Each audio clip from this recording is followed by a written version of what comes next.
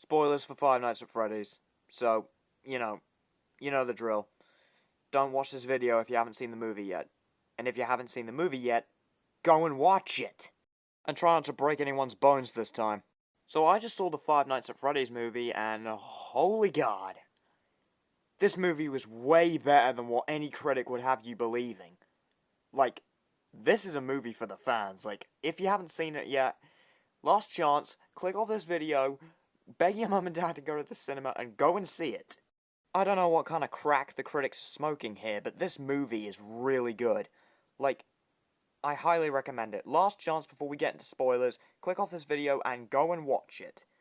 And pay attention to the audience score, because if you're a fan of Five Nights at Freddy's, you will enjoy this movie. Is it a perfect movie? God, no. Is it the best horror movie ever made? Also, God, no, but it's not trying to be. It's trying to be a Five Nights at Freddy's movie. So is it a perfect Five Nights at Freddy's movie? Yes. Yes, it is. This is a movie made by fans for fans. So, like I keep saying, go and watch it. Okay, have you seen the movie? Good. Now let's continue. So this movie is a really good adaptation of the games, and it has a really good job of being scary without being too scary, gory without being too gory, because remember, this is still a Five Nights at Freddy's movie, it is still rated PG-13, well, in the UK, it's rated 15 here, so, you know, some of the little Fortnite babies can't ruin the movie for me. And I actually had a good theatre full of, you know, actual Five Nights at Freddy's fans to sitting back and watch this movie instead of security breach apologists. But yeah, this movie's really good. Also, if you're expecting an adaptation of the books, go sit in the corner because you're not going to get that. But if you're expecting a good adaptation of the games, yeah, that is what this movie is. So the very first scene of this movie is actually really tense. We see Foxy give this lovely gentleman an early retirement. Yeah, if you know, you know. This scene was actually really tense though, and yeah, I thought that this was a genuinely good scene. The second he crawled in the vents, I was like, yeah, this guy's dead. We then get introduced to this thing, which makes me think that Scott went to see Saw 10 and said, yep, we need more stuff like that in the movie. Yeah, to be fair, this thing is actually really cool. I mean, yeah, every scene with this is actually pretty tense. I'm saying tense a lot, aren't I? Roll the title screen. We then get a gorgeously animated title sequence reminding us that William Afton is a bad guy with a thing for yellow rabbits. Yeah, like a huge obsession with yellow rabbits. I mean, it's nothing we didn't already know, but you know.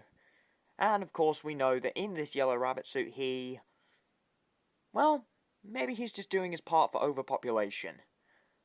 Yeah, we know what he's doing. While we're on the topic of William Afton, holy god, Matthew Lillard plays him perfectly. In his very first scene, he's, you know, friendly but still slightly suspicious, which is what you expect William Afton to be. And when he's a Springtrap, Jesus Christ, the guy is an absolute psychopath. And Matthew Lillard, he plays it perfectly. He is what you expect from William. Like, someone who's friendly when you get to know him, but once you find out what he did, he turns into an absolute psycho. And his death, when he gets spring-locked, because you know there's a spring-lock scene in this movie, he pretty much just plays it off like he doesn't even care.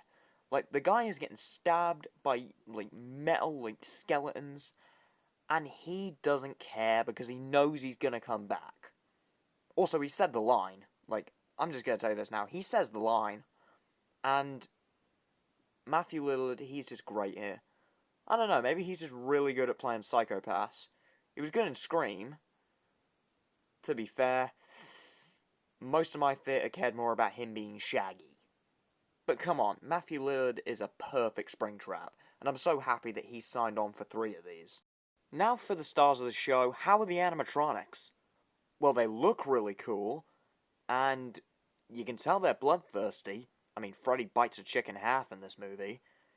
You don't really get to see it, though. You get to see it in, like, silhouette. Also, the cupcake has teeth for some reason. But, you know. Obviously, they had to get the cupcake in some deaths. Like, the cupcake probably has the best death in the movie. Or probably the funniest death, which probably makes it the best. But anyway, we're getting sidetracked. The animatronics don't say a word, and yet you can tell each of them have a personality, and you can tell what's going on with all of them. The movie does something that I think we all kind of forget about when we play the games, and it's that deep down the animatronics are still kids. Like, they still want to have a good time. Like, they're still childish, and it's not their fault that they're killing people. Like, 2 nights in this movie is just the animatronics playing with, you know, Abby, the little girl on this movie, who we'll get to. And for the other 3 nights, they are, like, brutally murdering people. But, yeah, the animatronics are done perfectly. Foxy takes the cake for me for probably being the best one. Who am I kidding? Carl the Cupcake is the best. Seriously, give this cake his own movie. The main plot of the movie is about Mike Schmidt having dreams that his brother was kidnapped, like, I think about when he was 12. Yeah, and obviously we know it was William Afton, but he doesn't know that. Come to think of it, I found it kind of weird that William Afton was killing in the woods. This might have been before Freddy's, so, like, he hadn't developed his, like, killing turf yet. Anyway, he keeps seeing these 5 kids who are obviously Freddy, Bonnie, Chica, Foxy, and Golden Freddy. By the way, Golden Freddy is barely in this movie. He's just there to pick up Abby, take her to the pizzeria, and then disappear. But, yeah, the whole point of it is he keeps having dreams, and he actually wants to have this dream so he can finally remember who killed his brother. It was William Afton. And the more he annoys the animatronic kids, the more they hurt him, and it starts to hurt him in the real world. Hang on, that sounds kind of familiar. So while Mike's doing that, we then have the other main character, Vanessa. A cop who, you know, has a very familiar name, and apparently knows a little too much about Freddy's. She's William Afton's daughter, okay? It's not Elizabeth, it's her, okay? And then there's Abby, Mike's little sister, who, you know, pretty much is the same as every kid in Five Nights at Freddy's, befriends the animatronics, and is put in mortal danger. Because everyone knows you can't trust animals in this universe. And yeah, this is what Golden Freddy looks like, by the way. And yes, he is in a taxi. Long story, okay? But pretty much, Golden Freddy works out a deal with Mike that he will tell him who kidnapped his brother, it's William Afton, if they give the animatronics Abby because they want to springlock her for whatever reason. You know, given everything we know about Golden Freddy, why would he want to give his terrible fate to someone else? It's just, that doesn't seem right to me. But yeah, they pretty much want to springlock her into that doll from 1:55 a.m. Oh, wait, no, it's 1:35 a.m., sorry. Yeah, I'm an idiot. But, yeah, there's a lot of Easter eggs in this movie. And then pretty much, you know, the rest of it happens. William gets into the pizzeria, we find out that Vanessa is William Afton's daughter, and William gets frickin' shanked by his own suit. And obviously he's not dead. But there is one other thing about this movie that I found really cool. Sparky's in the movie! He's finally real! Oh yeah, Matt Pat's in the movie too, and so's Corey Kenshin, but you know. Sparky! So yeah, I really enjoyed Five Nights at Freddy's. I thought it was a loving recreation of the games, and it's a complete love letter to Five Nights at Freddy's fans. If you're not really a fan of the games, I think that you probably won't enjoy this movie as much, and you might just be, like, you might be what my dad was like, someone who's never played the games before, who just enjoyed the movie for what it was. But if you're someone like me, who knows and loves the games, amazing movie.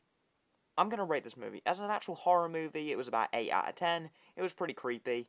But as a Five Nights at Freddy's movie, a movie made for Five Nights at Freddy's fans, 10s across the board, baby. This is an amazing movie. If you're a fan of Five Nights at Freddy's, you'll probably be a fan of this movie. Just don't listen to any of the critics, because, like we said, the critics are probably high on something. But, yeah. This is an amazing movie. This is the perfect movie for fans. So, if you have some spare time, go and see it.